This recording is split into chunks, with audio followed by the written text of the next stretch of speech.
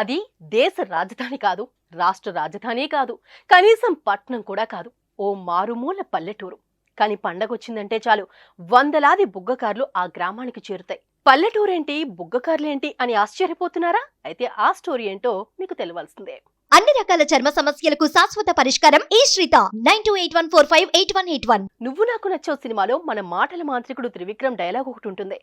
జీవితంలో నువ్వు ఏమవుదాం అనుకుంటున్నావురా అంటే ఐఏఎస్ ఐపీఎస్ అంటూ వెంకటేష్ చెప్పే డైలాగును మనవారు వెటకారానికి ఉపయోగిస్తారు. కానీ ఇప్పుడు మనం తెలుసుకోబోయే ఊరు వారు కూడా ఇదే డైలాగ్ చెప్తారు. డైలాగ్ చెప్పడమే కాదు, చేసి చూపెడతారు.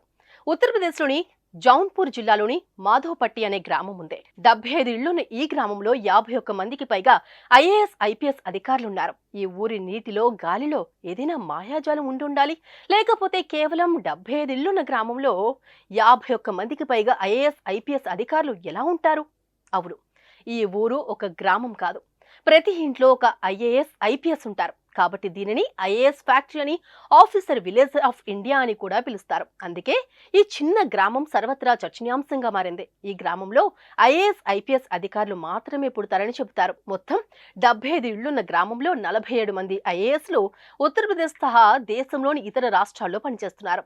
స్వాతంత్రం రాకముందే ఇక్కడి ప్రజలు అడ్మినిస్ట్రేటివ్ సర్వీసులో చేరడం ప్రారంభించారు. జిల్లా కేంద్రానికి తూర్పున 11 కిలోమీటర్ల దూరంలో ఉన్న ఈ గ్రామంలోని దాదాపు ప్రతి ఇంట్లో కొంతమంది ఐఏఎస్ లేదా ఐపీఎస్ అధికారి ఉంటారు. అడ్మినిస్ట్రేటివ్ సర్వీస్ లో మాత్రమే కాకుండా గ్రామానికి చెందిన మంచి వ్యక్తులు బాబా అటామిక్ సెంటర్, ఇస్రో, మనీలా మరియు ఇంటర్నేషనల్ బ్యాంక్ వంటి సంస్థల్లో ఉన్నత పదవులు నిర్వహిస్తున్నారు.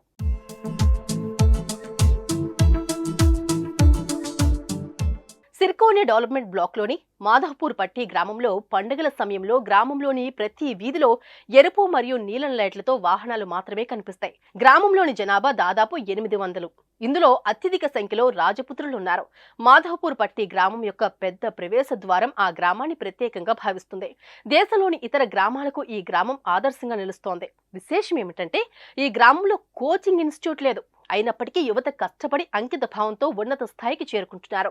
మాధవపట్టికి చెందిన ఒక ఉపాధ్యాయుడు ఐఏఎస్ మరియు పీసీఎస్ కోసం ప్రిపరేషన్ ఇంటర్మీడియట్ నుండే ప్రారంభమవుతుంది. మాధవపట్టి గ్రామంలో ఒకే కుటుంబానికి చెందిన 4 అన్నదమ్ములు ఐఏఎస్ పరీక్షలు ఉత్తీర్ణులై అపూర్వ రికార్డు సృష్టించారు. 1955లో కుటుంబంలోని పెద్ద కుమారుడు వినయ్ సింగ్ సివిల్ సర్వీసెస్ పరీక్షల్లో ఉత్తీర్ణుడయ్యాడు.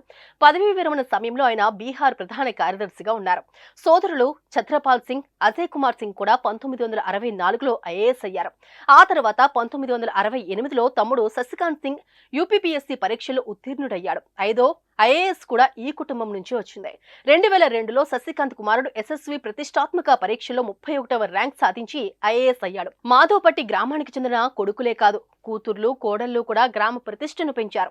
1980లో ఆశా సింగ్, 1982లో ఉషా సింగ్, 1983లో ఇందూ సింగ్, 1994లో సరితా సింగ్ ఐపీఎస్లుగా ఎన్నికయ్యారు. దీంతో పాటు గ్రామంలోని కోడళ్లు వివిధ ప్రాంతాల్లో ఉద్యోగాలు పొందారు. స్వాతంత్ర్యం రాకముందే మాధవపట్టి గ్రామ ప్రజలు పరిపాలనా సేవల్లో చేరే ప్రక్రియ ప్రారంభమైంది. 1914లో ప్రముఖ కవి వామిక్ జౌన్పూరి తండ్రి అయిన మహమ్మద్ ముస్తఫా హుస్సేన్ డిప్యూటీ కలెక్టర్ అయ్యాడు. అదే సమయంలో స్వాతంత్ర్యం తర్వాత 1952లో ఇందూ ప్రకాష్ సింగ్ ఫ్రాన్స్తో సహా అనేక దేశాలకు రాయబారిగా ఉన్న గ్రామానికి మొదటి ఐఏఎస్ అధికారి అయ్యాడు. వినయ్ కుమార్ సింగ్ 1955లో బీహార్ ప్రధాన కార్యదర్శిగా ఉన్నారు. అదండి సంగతి. అదృష్టం కొద్దీ ఆ ఊర్లో పుట్టారంటే ఆఫీసర్ అయిపోతారు.